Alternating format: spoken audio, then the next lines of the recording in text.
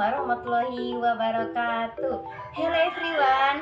Perkenalkan, nama saya Karmila Dewi Susanti. Nomor induk mahasiswa 1908 107025. Saya dari jurusan Pendidikan Guru Madrasah Ibtidaiyah semester 4 kelas A. Video ini diajukan untuk memenuhi tugas mandiri mata kuliah media pembelajaran DMI yang diampu oleh dosen Bapak Heru Mudianto MPD. Di sini saya akan menjelaskan mengenai literasi digital. Yuk langsung simak video berikut. Sebelumnya, di sini teman-teman ada yang tahu atau tidak apa itu literasi digital?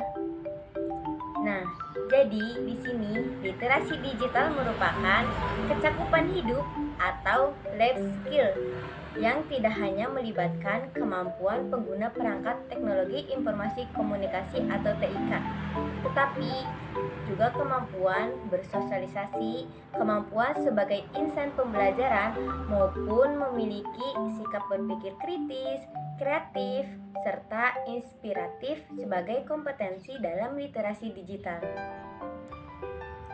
Literasi digital adalah istilah yang terkait dengan digital divide yang telah muncul sebelumnya.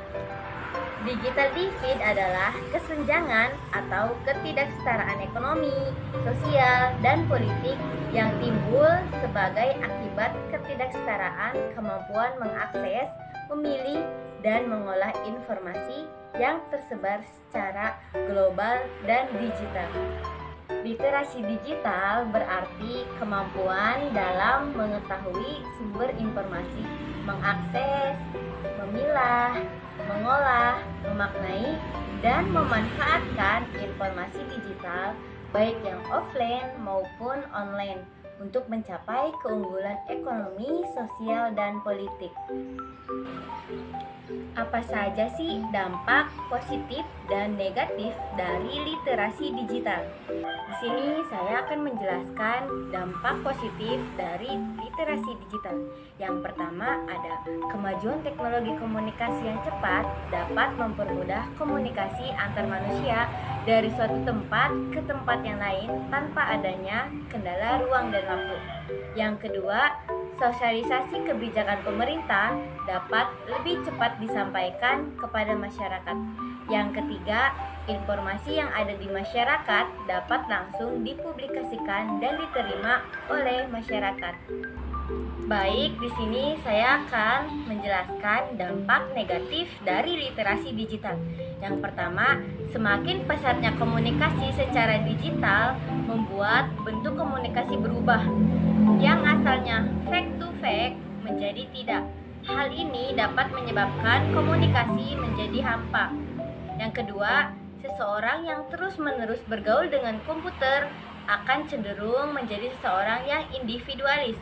Yang ketiga, menyebabkan adanya kemerosotan moral di kalangan warga masyarakat, khususnya di kalangan remaja dan pelajar.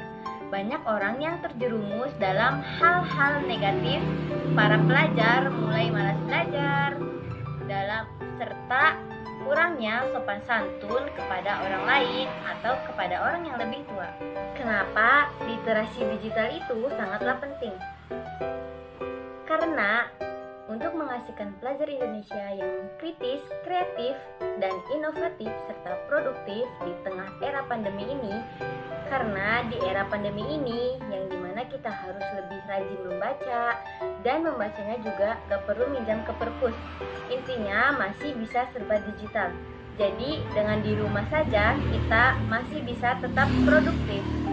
Di mana dan kapankah melakukan literasi digital secara efektif?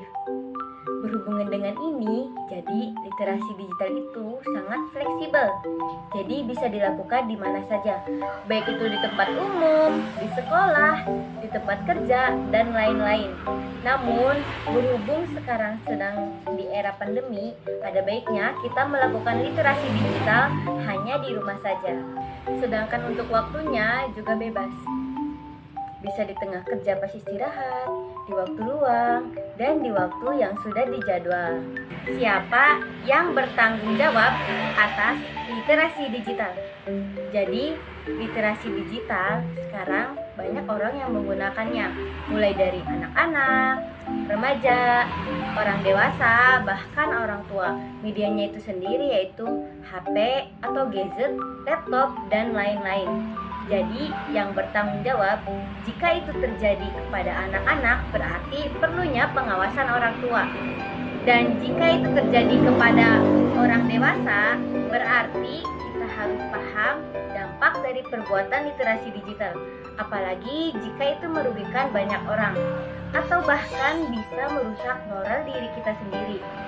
Nah, itulah beberapa penjelasan mengenai literasi digital, seperti pengertian literasi digital, dampak, siapa dan bagaimana literasi digital, siapa yang bertanggung jawab, dan lain sebagainya. Oke teman-teman, mungkin cukup ini saja yang dapat saya jelaskan tentang literasi digital dari saya. Silahkan dipahami poin-poin pentingnya agar bisa menjadi acuan belajar kalian mengenai literasi digital. Sekian, kurang lebihnya mohon dimaafkan. Wabillahi taufiq wal hidayah. Wassalamualaikum warahmatullahi wabarakatuh.